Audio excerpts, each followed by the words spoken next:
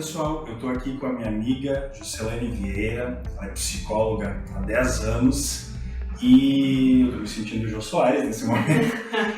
Jô, quero primeiro de tudo te agradecer pela disponibilidade de vir aqui ter essa conversa, né, que eu acho que vai ser muito bacana, vai trazer muitas respostas sobre esse tema que é a ansiedade no início da carreira, que eu acho que todos enfrentamos, né? A ansiedade em si, né? Porque a gente vai falar, na verdade, sobre ela em geral, mas sobretudo nesse início, assim, esses dramas, esses medos que a gente vem suportando, né? Que nós já vivenciamos e vivemos, né? E haveremos de viver, esperamos que cada vez mais num nível menor, sabe? Quando vai diminuindo o nível.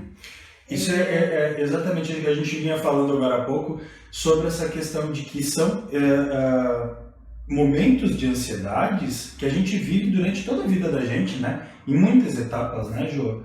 E que às vezes, na verdade, a gente realmente precisa vivenciá-los, né? Acho que não é amadurecimento, né? Não sei como a psicologia trata isso. Felipe, então, comecemos por aí, né? Primeiro, distinguir, né? Porque você trouxe para mim, porque quando conversamos anteriormente sobre essas coisas que aparecem muito para ti, né? No teu trabalho, inclusive, né? Sim. Porque vamos definir um pouquinho, né? A ansiedade. A ansiedade se trata de uma ânsia. Algo que é como um motor, sabe, que te empurra, que te impulsiona. Inclusive a ansiedade, se não fosse ansiedade, um pouco anormal, né? A natural do ser humano, você não levantaria da cama. Sim. Tá bem, mas então vamos pensar, porque daí essa é a dúvida. Quando é que a ansiedade está se tornando um problema para a pessoa, né? Então tá. Eu vou alinhavar um pouquinho, falar um pouquinho porque são sensações diferentes, né? Que é ansiedade, angústia e pânico. Ok, então nós vamos começar aqui e nós vamos subindo, porque é disso que se trata. E pensemos, primeiramente, então começamos pelo medo, pode ser? Eu ia te comentar isso e aí tu me corrige se eu estou errado. Sim, uma vez, uma psiquiatra que eu conhecia falou sobre, a gente não sei, não lembro o que a gente conversava, e ela falou justamente sobre isso, agora que tu está comentando. Quando a gente fala em ansiedade, em pânico, a gente na verdade está racionalizando o sentimento original, que seria o medo, né? E eu lembro que ela me falou uma vez assim, primeiro de tudo a gente tem que identificar o que é o sentimento, né? Para poder trabalhar o problema e identificar que lado que a gente está indo da coisa, né? Perfeito, Felipe. Olha, porque agora eu já tenho uma linha para poder ir seguindo a partir daí. A gente vai puxando, né? Isso aí. E a gente vai se entendendo. E que bom que você vai poder me ajudar bastante nisso. Então, o medo. O medo, ele é na verdade, uma defesa. Porque imagine, você, por exemplo, você vai numa audiência, né? Vamos trazer a tua área, né? Ótimo. E é natural que você tenha medo que daqui a pouco você não seja bem sucedido, que você não ganhe o processo por algum motivo. Então, é uma coisa real, porque isso pode acontecer. Sim. Né? É o medo. E então, por que ele é uma defesa? Digamos, aí sim, isso a gente falar dos nossos ancestrais, né? Tem a ver com a luta e fuga, né? Enfim, a gente vai em algum momento falar mais sobre isso. Que era real, a pessoa, ela tinha que realmente se defender de uma fera, né? Então, a vida ou morte, né? Aquilo dependia de segundos, né? Então, o medo, se trata disso, é se defender. Bom, e agora? Eu corro, eu fujo, eu subo numa árvore, né? Mas é tudo muito rápido, assim. É muito real. Então, ok. Imagina se não tivesse esse mecanismo do medo, Felipe. Sim. A pessoa ia ficar ali, imóvel, esperando ser devorado, né? Então, tu veja que nós temos isso dos nossos ancestrais, né? A gente traz isso muito agora. Certamente nós falaremos depois, porque agora tem muito uma coisa do medo também, quando é que ele se torna patológico, né? Isso, porque a gente vai ter que entender também isso aí, quando é que a pessoa precisa realmente ter uma preocupação grande com o que está acontecendo com ela. Sim, mas enfim. Que quando é mais fantasia, quando é real, é que daí a gente entra nisso, né? Uma coisa mais fantasiosa. Quando é que começa a ser um medo, então, né? Falando do medo por enquanto, né?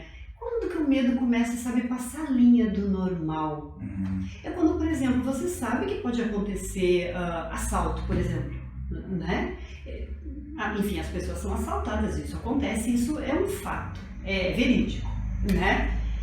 Porém, imagine se essa pessoa, ela deixa de ir numa festa, ela deixa de ir num encontro porque ela está com medo de ser assaltada. Sim. Bom, as coisas estão aqui, mas a vida está acontecendo, a gente precisa minimamente viver, ou então a gente não vive também com medo de morrer, já está morto. Isso. Você entende? Voltando para a área do direito, não ir na audiência porque está com medo da audiência. Porque está com medo que vai que eu vou perder, começa a inventar desculpa. Isso, exato, criar. Né? Cria uma fantasia, daí isso já é fantasioso, porque uma coisa é você estar com medo, sim, né? Que é um mecanismo importantíssimo, até porque senão, né, a humanidade não existiria. Claro. Não é? Então tá, eu vou sabendo disso, mas eu enfrento. Né? Então, como é que a gente fala na psicologia? Estava trazendo os termos da psicologia, da psicanálise, né? Mais especificamente, que é o objeto. O objeto pode ser objeto interno, não necessariamente algo palpável, né? Então, mas no medo é isso que o Freud trazia. No medo tem um objeto, tem um ladrão, né? Enfim, tem a possibilidade de perda, Sim. Tem a possibilidade de perder o emprego, de não dar conta de pagar o aluguel, que nós vamos falar depois, porque enfim, isso aqui vai render. Isso, claro, a gente vai trazer, e legal tu comentar isso, Jô, porque a gente vai conseguir trazer algumas dúvidas de alunos do curso, na verdade, do curso que eu dou, me trouxeram algumas dúvidas, eles estão exatamente nesse momento da vida deles, né? E eles alguns pediram, Felipe, pergunta tal coisa. Perdão. Okay. Faz tal pergunta porque é justamente isso, né? Sempre vai existir o problema, a gente tem que ter consciência disso, né? As dificuldades, os desafios, né? Mas a gente precisa também viver, né, Jô? Apesar de, né? É suportar a vida, como diria o Freud, a gente tem que se preparar para suportar a vida. Eu não digo para o meu paciente, assim, eu já vou voltar nisso. Eu não digo para ele, olha, né, o tratamento vai dar conta de você não ter problemas e sofrimentos na sua vida. Não, muito pelo contrário, é dizer, olha, existe, é um fato, a vida em algum momento vai te apresentar mais ou menos sofrimento, mas aqui nós vamos trabalhar, né, o teu interno e como é que você vai dar conta disso. Né? Então é isso. Voltando para a tua pergunta sobre a pergunta dos teus alunos. Dos teus alunos. Vamos pensar assim, uma dúvida, pelo menos, a mais recorrente entre as pessoas, e era uma dúvida minha. Eu te confesso que isso era uma dúvida minha, porque quando eu resolvi abrir o meu escritório, eu decidi que eu iria fazer isso.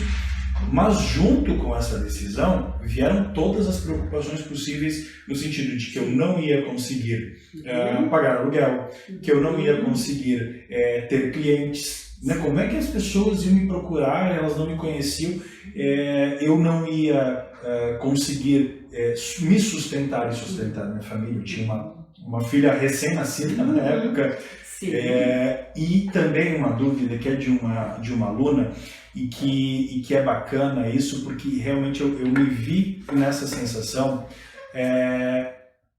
não conseguir dar ao cliente o que ele espera. Tu vê que na verdade são várias coisas, né? Mas tudo isso na realidade são medos de alguma coisa específica, e muitas vezes, Jô, depois que tu passa a coisa, tu vê que muitos deles são irreais. No meu ponto de vista, às vezes a gente cria uns obstáculos para não dar o passo, né? Não, no caso, não abrir a minha empresa, não abrir o meu escritório. Eu estava, de certa forma, por medo, criando uma espécie de uma manipulação para eu não fazer, não, eu acho que aqui não, no fim das contas aqui tá bom, né?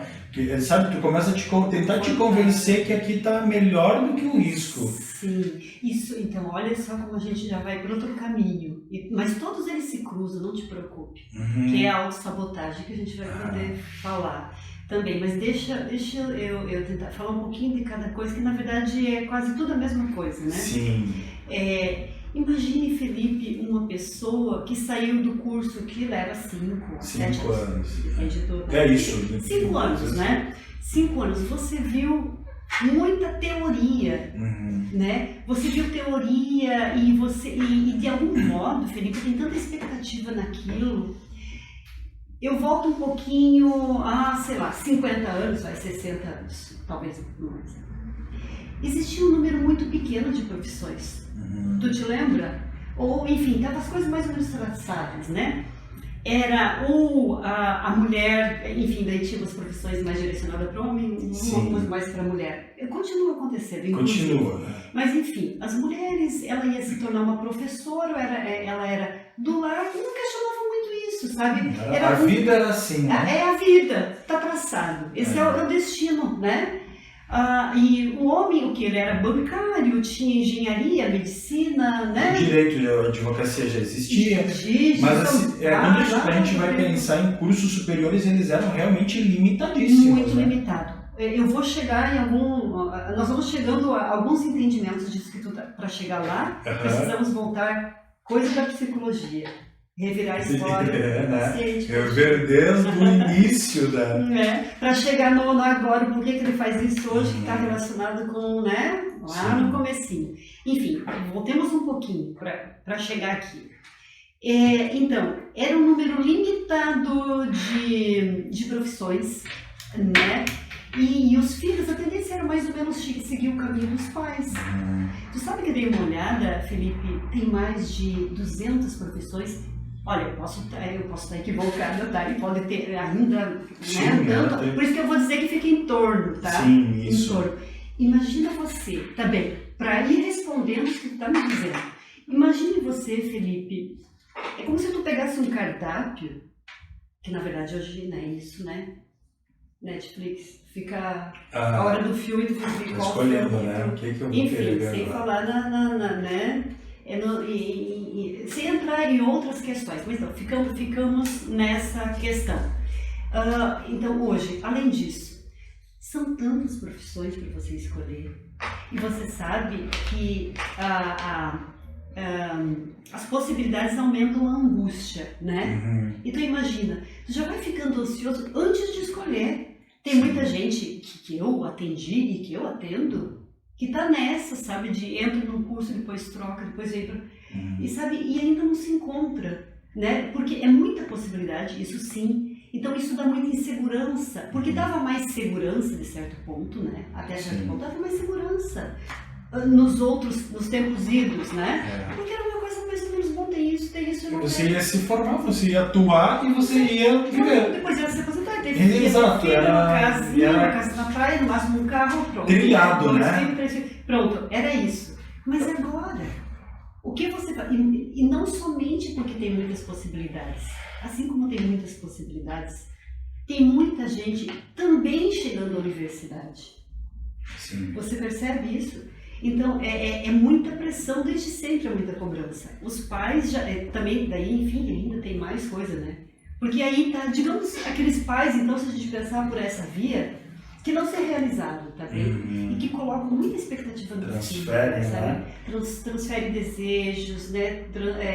Muita coisa assim que não conseguiu realizar por N motivos, né? Então transfere para aquele filho. Desde pequenininho, ele já é colocado, olha, ele já tem uma agenda, né, de atividades, né? Sim. Então nele, imagine, Felipe, é colocado muita expectativa. E quando ele chega na adolescência, e aí soma-se a isso as questões já não resolvidas na infância, a questão da identidade, né, da adolescência que ela está construindo, está saindo da infância para entrar em outra fase.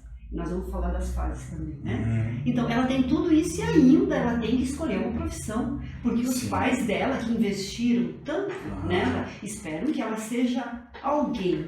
Seja alguém, mas a gente já não nasce sendo alguém, mas daí esse alguém, e quanto maior a expectativa, esse algo, esse alguém, está tão longe, parece algo tão impossível, que estão me falando, será que eu dou conta? Será que eu vou conseguir? Porque é uma expectativa que ela fica, e depois não é só da família, é da sociedade. Se a gente entrasse então nessa área, se a gente entrasse nessas questões, que não me vem a outra palavra, Então aí a gente tem assunto para, enfim, voltemos. E aí é justamente nessa fase que ela tem que escolher uma profissão. Ela não sabe ainda, ela nem escolheu ainda qual que é o estilo dela, o que ela gosta, né? 18 anos, né? 18 às vezes até menos, né, Jô? Escolhendo um destino, porque às vezes o adolescente começa no cursinho antes de terminar o segundo grau, né? Para se preparar para o vestibular, para já emendar a faculdade na escola, no fim do ensino médio. Sim, E muitas vezes extremamente despreparada emocionalmente, né, para conseguir fazer isso. Eu te confesso que eu comento com algumas pessoas, o direito não foi escolha minha. Sabe, o direito foi escolha do meu pai. Depois, é claro que lógico, depois eu me encontrei no direito, eu realmente sou feliz advogando. Mas inicialmente não era a minha intenção. Mas eu fiz porque meu pai queria que eu fizesse direito. Temos um exemplo aqui perfeito para aquilo que eu estou dizendo. Não culpo ele. Culpo ele. Que bom, mas você deu certo, entendeu? Que bom que você se encontrou. Agora já virou um desejo mas teu. Eu poderia ser frustrado hoje profissionalmente, né? Porque talvez nunca fosse aquilo que eu quisesse fazer na minha vida. Né? Graças a Deus eu realmente me encontrei. Acho que é porque eu tinha daqui a pouco um interesse antes na parte do direito. Eu tenho alguns tios que são formados em direito e que têm profissões e que realmente eu gostava da ideia. Eu vivenciava de certa forma e achava aquilo interessante. Mas não era a minha decisão. Quando eu tinha 18 anos, talvez por imaturidade até, eu não tinha essa consciência. No fim das contas, acabei cursando direito. Hoje, enfim, me considero uma pessoa realizada nessa ideia do curso, né? Eu acho que eu trabalho para me realizar profissionalmente. A gente continua seguindo, na verdade. Mas isso é uma verdade. Naquele momento, talvez a gente é muito imaturo e a gente traz cobrança de casa, da sociedade, né, Ju? Porque parece, e eu lembro daquele texto que tu publicou faz umas 2 semanas, que a gente tem uma obrigação de dar certo na vida, de dar certo no sentido de produzir e ficar rico rápido, né? Sim, olha, isso também, né? Isso dá margem para muita discussão. Dar certo na vida. Só que o dar certo na vida parece que essa palavra está subentendido, que é isso que tu está dizendo, é ser muito bem sucedido profissionalmente, sim. E como é que mostra isso concretamente, né? Concreto, né? Mostrando. Exato. É isso, né? Ostentando. Exato, tem que aparecer, né? Nós não estamos falando do subjetivo. Mas daí a pessoa, bom, ela consegue, né? Vamos dizer até que ela consegue esse sucesso, né? Muitos bens materiais, eu não estou dizendo, eu não faço apologia à pobreza, não, né? Claro, também não. De forma alguma. Mas pensemos, Felipe, se você está conquistando com o esforço do teu trabalho, assim, digamos que você possa dar uma vida boa para tua família, para tua filha, você possa viajar, se for do teu interesse, né? Sim. Faz as coisas que te dão prazer. E você está satisfeito. A questão é, Felipe, muita gente está sempre conseguindo isso, sim, mas agora eu vou ter aquilo, e ela não está satisfeita. E aí é que tá, esse é o sinal que tu tá falando lá, que a psiquiatra falou, onde é que você tem que ir atrás disso? Bem, né, se era isso que me disseram, eu tô fazendo isso e isso tá dando certo nesse sentido, por que será que eu tenho um incômodo? Por que será que eu tenho sintomas? Por que será que eu adoeço? Por que será que eu tenho ansiedade? Que nós depois vamos voltar nisso, que não é aquela ansiedade mais normal, né, considerada assim dentro do suportável. Sim. Por que eu tenho alguns transtornos? Por que eu estou precisando, será, também consumir muito, comer muito? Tudo que você faça demais, né? Todo excesso esconde uma falta. O que está faltando ali? O que na verdade está tentando preencher e não é exatamente aquilo, não é essa a questão. Então, aí que seria uma busca de querer entender isso. Mas, voltando lá para a escolha da profissão, porque isso que aparece, acho que aparece muito pra gente, aparece muito no consultório, por exemplo, a pessoa tá perdida, tá infeliz, mesmo já depois ela tá bem sucedida, né? Então tá. E pensemos também no adolescente nessa fase que ele tá sentindo a obrigação de fazer uma escolha profissional. Tu sabe a importância que tem nessa, especialmente nessa fase da vida, mas em todas as fases, mas vamos dizer, especialmente nessa fase, ser aceito. Imagina se ele não escolheu nada. Imagina se ele está sem estudar. E se ele não diz para os amigos, né? E se ele não é o cara que sabe o que vai fazer, já começa a causar uma exclusão, tu entende? E o adolescente não suporta lidar, todos nós, tá bom? Lidar com a rejeição é um problema humano, né? Sim. Uns mais, outros menos, né? Mas enfim, a gente vai ter sempre. Mas nessa fase da vida, né? Que ele tipo assim, ele não sabe, ele está justamente se descolando dos pais, né? Ele está deixando a fase da infância, que aliás ele já está apavorado, né? Porque escolhiam a roupa dele, vamos jantar lá hoje, vamos nas férias lá. Depois, espera, agora escolha você, né? Sim. Começa a escolher, que medo, né? Porque se alguém erra a escolha de uma viagem, tá ruim o negócio lá, comida, o jantar tá ruim, não fui eu, né? Tu usa a ideia de escolher uma roupa, mas escolher uma roupa significa escolher um grupo, né? Escolher um estilo. Exato. Tu vai ser também vegano, exato, você vai ser roqueiro, você vai ser sertanejo. Tem que ter. Quem é você? Quem é você? Porque senão tu tá excluído, se você não pertence nem tu tem que te encaixar, né? Tem que te encaixar em grupos, né? Nessa ideia. Então, escolher, e bom, né? Aí vamos avançando um pouquinho. Porque senão nós vamos ficar aqui falando sobre a adolescência. O dia inteiro falando sobre tudo isso. Mas enfim. Mas é importante, Jô, e eu acho que é bem legal a gente fazer esse comentário, porque mostra exatamente que a gente enfrentou e enfrentará momentos de ansiedade. Quando a gente fala sobre ansiedade no início da carreira, parece que é algo que nunca vivemos na vida, mas a ansiedade já vem nos acompanhando de outros momentos, né? Sempre. Eu quero poder voltar a vários pontos aí, mas eu não quero perder a ideia que eu estava que bem no início agora. Ok, então esse adolescente, ele escolheu, né? Ele teve que escolher, alguém escolheu por ele, foi desse jeito, né? Ele escolheu porque ele tinha que escolher, né? Né? Ok, então ele já está cheio desses receios aí. Nós vamos falar da ansiedade porque que depois ela também emerge com muito mais força em uns outros meses, ok? Tá bem, então ele se formou, né? Ele se formou e eu vou trazer um exemplo agora assim, pessoal, mas para isso eu vou situar onde vai ficar meu exemplo. Imagine você, Felipe, você se formou e você antes disso, primeiro tu era filho, depois tu era estudante, tu era aluno, né, de direito, né? Eu era aluna de psicologia, ok? Então, tinha um professor, um supervisor, e quando eu não sei quais os documentos, essa área eu realmente não entendo quase nada, mas assim, na minha área, então, a gente tinha que dar alguma declaração de falta, algum atestado, algum laudo, porque estávamos aprendendo. Sim. E sabe quem assinava? A supervisora assinava. Era o nome dela que ia lá, né? E com o CRP, com o número, o carimbo dela. Ela carimbava. Então você te largaram.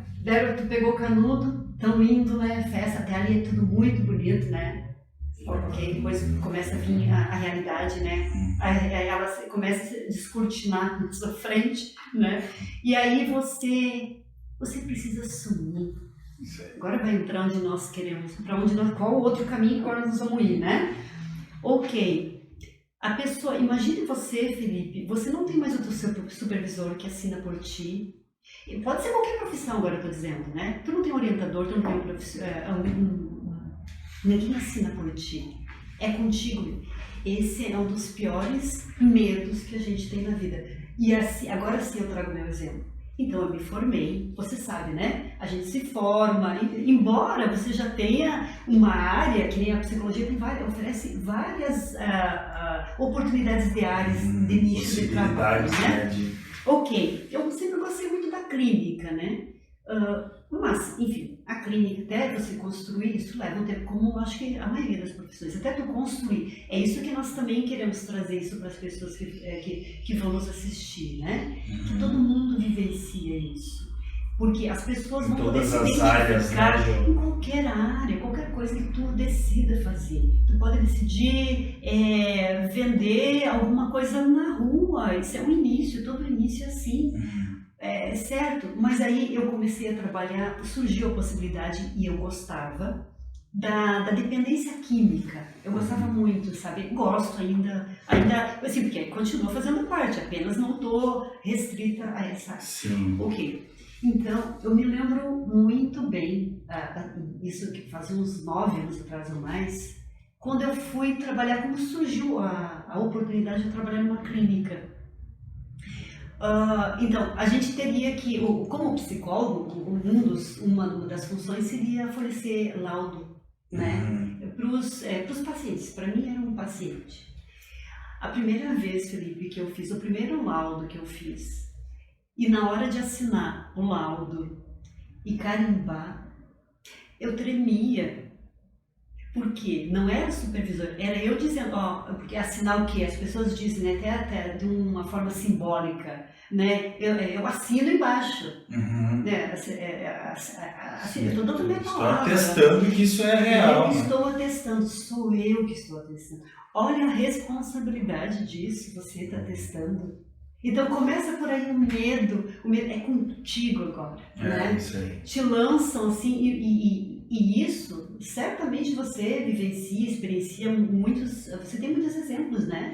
Sim. Que a pessoa chega, a primeira audiência, eu fico imaginando, né? Pânico total. Me fala, Pânico para eu total. poder depois pegar um outro caminho, talvez. Sabe que uma coisa que eu percebo, isso eu comentei com poucas pessoas já na minha vida, mas quando eu chego com o cliente, porque o cliente também tem esse medo, o cliente que está indo na audiência pela primeira vez na vida dele, ele também tem um certo receio do que vai acontecer. Claro que o advogado está com esse nível de estresse lá em cima, porque é trabalho, é uma coisa diferente, né?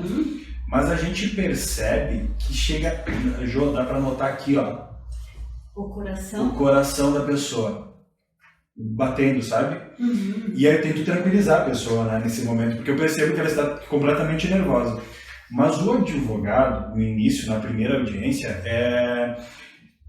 é realmente isso, porque você vai atender o cliente, tem medo, você vai abrir o escritório, tem medo, mas quando você vai mostrar o seu trabalho para o juiz, para um outro advogado, porque existe o contraditório, existe um outro advogado que vai tentar rebater os seus argumentos.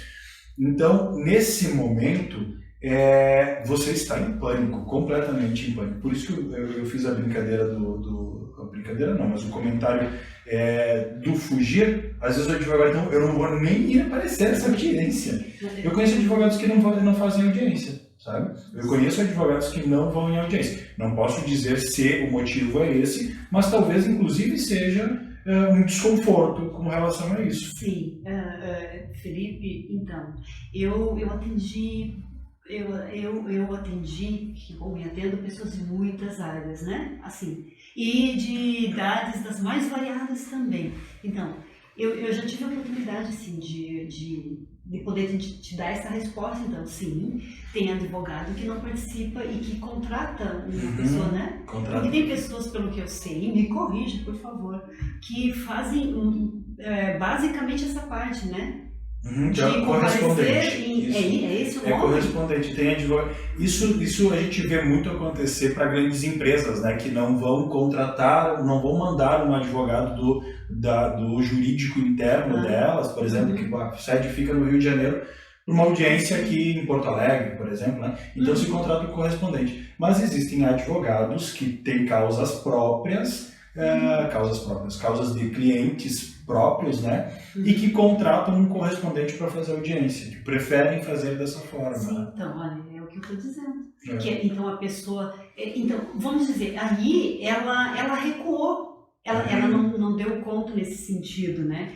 Mas vamos pensar assim, Felipe, ela encontrou uma solução ainda, né? Sim. E quando não existe essa possibilidade, aí a pessoa paralisa, a pessoa não se desenvolve. Tem pessoas que têm um grande potencial, que poderia enfim, fazer coisas incríveis para ela mesma, né? Sim, porque uma profissão é a gente, né? Não tem uma divisória assim, né?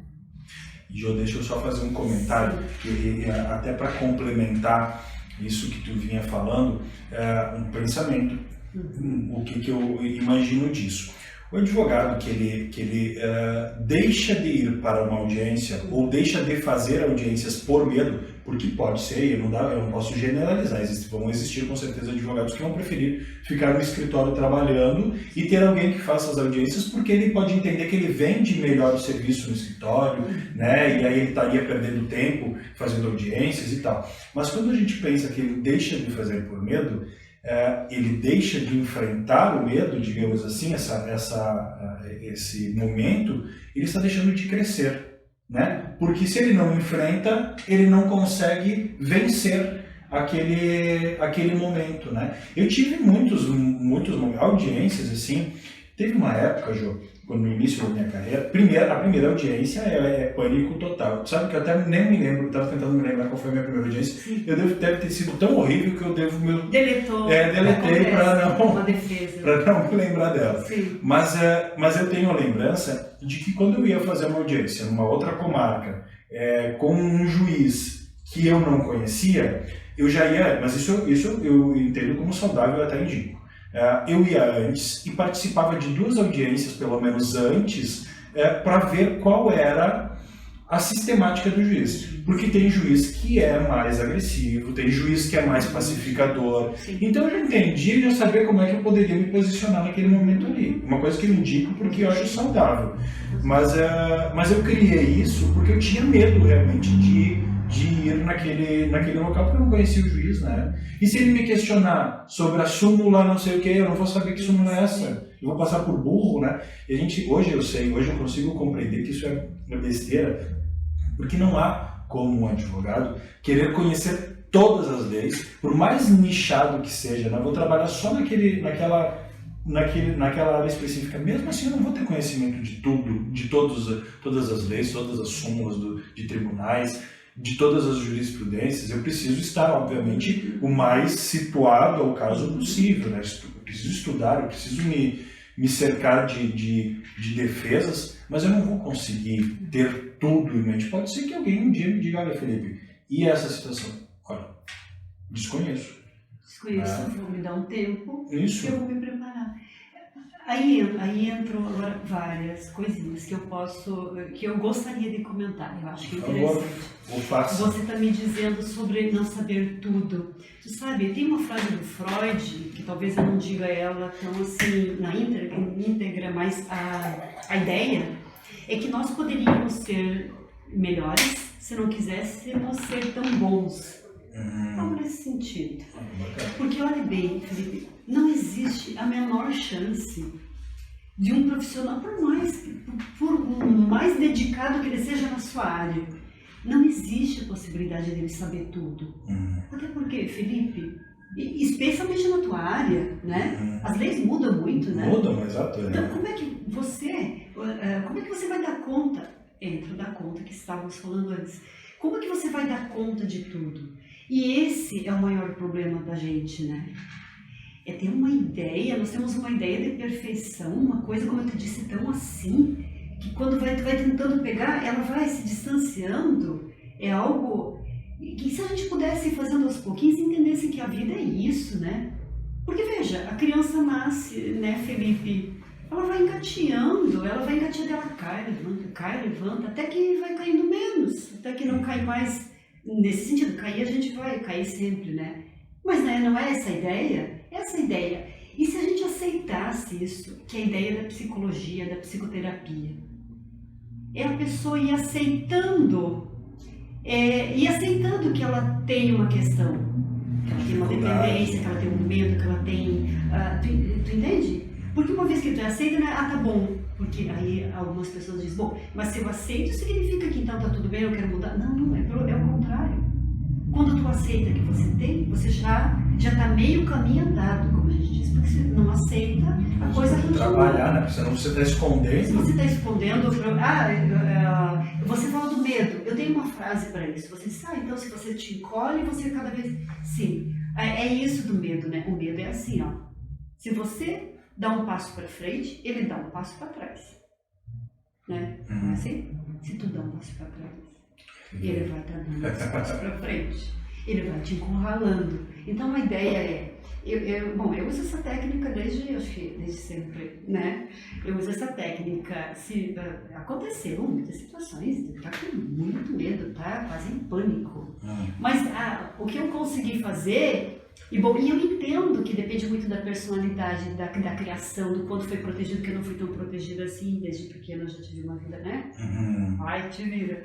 Então, assim, acaba facilitando, eu agradeço hoje por isso, sim, né? Claro. Mas, assim, de estar com muito medo de fazer isso, não, mas olha, eu vou com medo, eu vou ter que ir com medo mesmo, né? Porque eu entendi isso, inclusive quando eu entrei no curso de psicologia.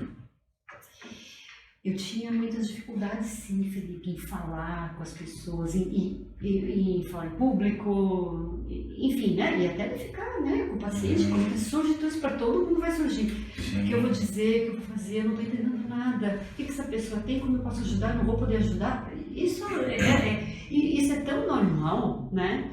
Então, quando eu entendi que o curso de psicologia, na realidade, quase não tinha prova para fazer. O que tinha muito seminário, apresentação de trabalho, muita leitura. Te deu conta onde é que tu foi se enfiar. Trabalho, eu pensei, que eu estou fazendo aqui. Naturalmente, eu pensei em sair e abandonar, né? Não, eu não vou dar isso para mim. Sim. Não. Então, enfim, aqui estamos nós conversando. Mas, para chegar até aqui, foi um longo caminho. É isso que a gente quer passar para as pessoas, que nesse momento estão morrendo de medo, estão ansiosas, angustiadas, estão com insônia. Vai passar, né? Vai passar. Precisamos enfrentar e trabalhar. Claro que a gente está ainda falando sobre algo tratável, né, Jô? Que a gente consiga superar, né? Porque depois a gente vai falar um pouquinho sobre a questão patológica. Isso, realmente. Mas só para dar uma resposta, o que é uma técnica que eu uso, aprendi, até foi uma coach que me passou isso aí, numa consultoria que eu tive alguns anos atrás, e ela me passou isso e eu entendi. Quando o medo existe, eu preciso listar ele, eu preciso escrever ele num papel, deixar claro para mim, porque às vezes a gente não, mas tá claro, tá na minha cabeça, não, mas a gente precisa realmente visualizá-lo, né? Então eu escrevo ele e escrevo as possibilidades positivas e as negativas. E aí eu passo a olhar uma a uma. Quando a gente faz isso, Jô, quando eu fiz isso para algumas situações que me surgiram, pelo menos, porque eu posso falar só de mim, é claro, eu observei que quando eu falo sobre os medos, quando eu tô aquela situação de insegurança, normalmente ela é irreal. Ela é aumentada demais, né? Ou eu dou muito valor a ela. E quando eu observo as possibilidades boas, eu consigo ver que na verdade eu estou escondendo elas. Por mais que eu queira que eu tenha consciência delas, porque eu inclusive estou listando elas, mas mesmo assim eu escondo elas de mim. Quando eu penso, por exemplo, na abertura do escritório, vou dar início à minha carreira profissional, digamos assim, empreender, né? Porque esse que é o ponto, né? Vou empreender. Quais são os riscos, quais são as possibilidades, quais são os pontos positivos disso? Quando a gente pensa nos pontos positivos, a gente tem uma lista gigantesca, né? Eu vou andar com as minhas próprias pernas, eu não tenho limite de... Quando a gente pensa financeiramente, eu não tenho mais limite, né? Porque quando eu sou assalariado, eu sou assalariado. É aquele ali o meu padrão, né? Eu não posso superar isso aí. Mas quando eu empreendo, quanto mais eu consigo evoluir, mais eu realmente evoluo, inclusive financeiramente. Quando a gente pensa, por exemplo, nas ideias dos medos, a gente precisa encarar eles como possibilidades, mas também como algo que não é absoluto. Não vai acontecer só porque eu acho que vai acontecer, né, Jô? E tu sabe que antes de quando a gente começou a conversar sobre isso, eu dei uma olhada num estudo do IBGE, que é do ano passado, porque esse ano a gente não tem como querer fazer conta, né? Sobre empresas, né? Porque enfim, a gente está numa situação atípica, né? Mas no ano passado, no ano de 2009, existe um levantamento do IBGE que diz que 81% das empresas, 79% das empresas que abrem, elas continuam ativas em um ano. Na verdade, o dado ele é apresentado diferente. Ele é apresentado 21% das empresas que abrem fecham em um ano. Mas se a gente for pensar no contrário, e aí tem um índice regional, o Rio Grande do Sul, por exemplo, que é onde a gente está aqui, o Rio Grande do Sul tem um índice de manutenção de empresa aberta após um ano de 89%. Gente, a gente está falando nesse caso, de pouco mais de uma empresa de cada 10 que fecha. Né? É um número bom, né? A gente parte do princípio de que é ruim, de que as empresas fecham, meu Deus, pensem, se preocupem. Calma, né? Calma, o índice é ótimo, na verdade, de manutenção e parece que a empresa, se a gente for pensar nisso, nesse tipo de reportagem, que é obrigatório abrir e a minha empresa ter 100 anos. A gente pode repensar, né? A gente precisa ter uma margem para repensar o nosso negócio. Daqui a pouco eu abro uma coisa que pode naturalmente não ser boa, então eu fecho ela. Isso não significa falência, né? O que dá certo, tu tá falando, né? O que dá certo um relacionamento, por exemplo? O que dá certo? Para dar certo tem que ficar a vida inteira? Isso. Aquilo, porque pensa comigo, a gente modifica o ser humano, desde que nasceu, que bom, né? A gente tá sempre, né, isso é saudável, inclusive, né, mudando de ideia, repensando, tu tem um objetivo hoje, mas ele tem um ciclo, daqui a pouco tu tem grupos, que daqui a pouco aquele grupo já não tá mais, né, não tem mais sentido para você. Então, o ser humano é isso, né, a gente vai, porque imagina, inclusive, que nós vamos falar depois do patológico, o patológico nada mais é do que a rigidez. Então, o que é o saudável? O saudável é isso? É uma dança, né? É uma troca, é dança, é se transformar. Não importa você chegar, é você ir fazendo, se movimentando. Eu vi isso um dia de um paciente, sabe, aquele momento de êxito do terapeuta, né? Sim, levou um certo tempo, né? Quando a pessoa disse, eu entendi.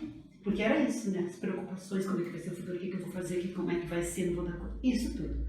E aí foi, né, assim, tempo de construção interna, né, até ele se dar conta, sabe o que é isso? Agora eu entendi, não importa se é isso que eu vou começar, que era isso, ele estava começando a fazer coisas, né, e alguma estava engavetada há anos, né, e só puxou, depois do tempinho de terapia, puxou o projeto da gaveta, vamos dizer assim. E ele começou a fazer, e estava indo, ele disse, agora eu entendi, e o que é? É que não importa onde tu vai chegar, é importante... A vida é importante estar se movimentando na vida. Sabe o que eu achei tão interessante? Imagina você se dá conta disso, Felipe. E eu quero trazer para isso. Sim, para tudo isso que tu está colocando. Vamos ver se a gente vai citando as coisas, né? Isso. Porque é isso. O que é dar certo? Quanto tempo sei lá, é abrir uma coisa e tem que prosseguir com ela e tem que ser um grande sucesso? Os netos precisam continuar. Dar continuidade, né? Eles talvez nem queiram saber Exato. disso, que acontece muito, né? Daqui a pouco você, Felipe, no teu escritório vai ser muito bem sucedido e vai se sentir realizado, aquilo tem muito sentido para ti, sei lá, 5, 10 anos. Depois você pensa, vou fazer outra coisa. Aqui foi ótimo isso aqui, né? Foi muito bom. Isso não é fracasso, né, Jô? Não, muito pelo contrário. Aí você vai fazer outra coisa que faça sentido para você. Pode ser no direito, sim, né? Um outro tipo de atividade.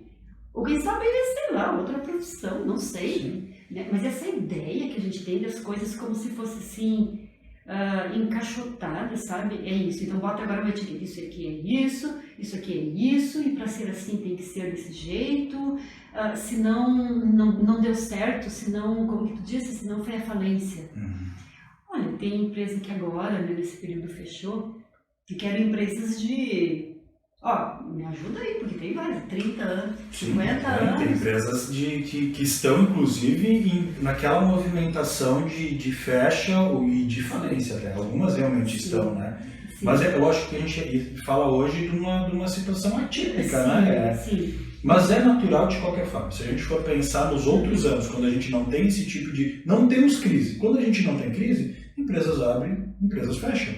Porque, às vezes, a empresa reformula totalmente o negócio delas, né? E o segmento, às vezes, muda, né? Vamos pensar na ideia do transporte, né? Jô, O que era um ponto de táxi há alguns anos atrás? Hoje um ponto de táxi não vale mais nada. Né? A gente tem Uber hoje, a gente tem... Né? Vamos pensar no livro, né? A gente tem livros. Eu ainda gosto de ler livro físico, né? Embora também leia livros digitais. Mas vamos pensar em grandes bibliotecas. Hoje a gente já nem vê mais bibliotecas, não, livrarias. Hoje a gente raramente encontra elas. Uma física, né? Que isso possa ser lá, palpável, né? Exato, porque as coisas mudam. Se a gente for pensar na área do direito, Jô, existe um segmento que até 2017 era altamente rentável, que era a área trabalhista. Porque as regras trabalhistas eram uma. A partir da reforma trabalhista, a gente teve uma queda e alguns tribunais relataram isso, de 40%, né, a menos de ações, né? Claro que a gente sabe que os escritórios se mantêm por um baita tempo, porque existem processos que vão entrando com o tempo, né? Demora um pouco para receber. Mas a gente teve uma queda. Hoje a gente sabe que está se restabelecendo, né? Mas existe uma outra previsão de reforma, inclusive. Mas é que é assim, oscila, né? Se a gente for pensar numa área do direito que existe hoje, talvez ano que vem ela não exista mais, daqui a 10 anos. E assim como surgiram outras, né? A área do direito